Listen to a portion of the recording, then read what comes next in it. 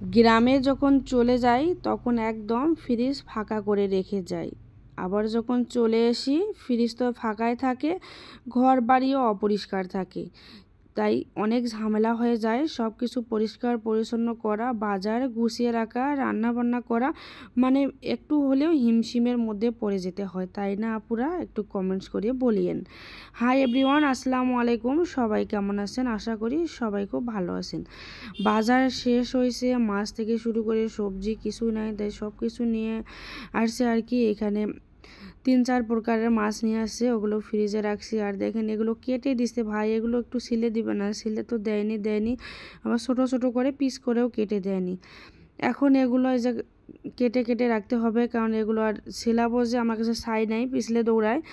তাই ছোট ছোট করে পিস করে নিয়ে ভালো করে ধুয়ে পরিষ্কার করে রান্না করে খেতে হবে আর কি। এখন মাছগুলো কেটে নিচ্ছি, সবজিগুলো কেটে কুটে নিতে হবে, কারণ মেয়েদের জীবনটাই মনে হয়েছে শুধু রান্না করার জন্য। রান্না করতে করতে জীবনটা শেষ, যেখানে যাই খালি রান্না, শুধু বাবার বাড়ি ছাড়া মেয়েরা যেখানে যায় তাদেরকে সেখানে রান্না করে খাইতে হয়। কি বলেন তো আপনারা? শ্বশুর বাড়িতে এত কষ্ট করে রান্না করি, এত কিছু করি, তারপরেও কিন্তু কথা শুনতে হয়। এমনকি নিজের সংসারে এসেও সব কাজ করি, তবুও ক্লান্তি হয় না। শুধু বাবার বাড়িতে গেলেই এত পরিমাণে একটা ক্লান্তি আসে, শুধু মনে হয় ঘুমাই, খাই দাই আর ঘুমাই। বাচ্চা কাচ্চারও কোনো টেনশন থাকে না একমাত্র। তাই মেয়েদের জন্য বাবার বাড়ি হলো শান্তির জায়গা। তাই বাবা মা যতদিন বেঁচে আছে মেয়েদের ততদিন শান্তি আছে, তাই না? বলেন তো আপনারা?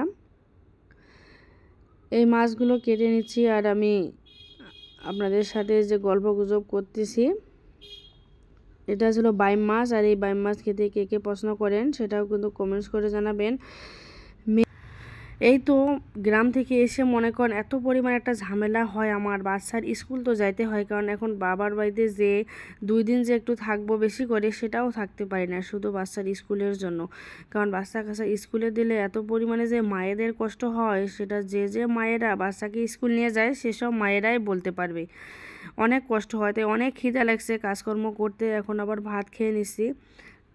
আমার কাছে মনে হয় রমজান মাসটাই বেস্ট একটা মাস, কারণ এই মাসে দুপুরে কোনো রান্নাবান্নার ঝামেলা নাই, দুপুরে কোনো খাওয়ার ঝামেলা নাই, শুধু নামাজ কালাম পড়া, কোরআন শরীফ পড়া, মানে রোজা করা। এটা একটা আল্লাহর রহমত, তাই না? আল্লাহর রহমতগুলো শেষ হয়ে এই যে এখন শুরু হয়ে গেল রে ভাই। এই যে সকালে উঠে এই রুটি বানা, নাস্তা বানা, দুপুরে বানা, বিকেলে বানা, একেবারে জীবনটা শেষ হয়ে যাচ্ছে। এখন সবজিগুলো নিয়ে আসছে, সবজিগুলো কেটে নিচ্ছি, কারণ বাচ্চার স্কুল অনেক ঝামেলা হয়ে যায়।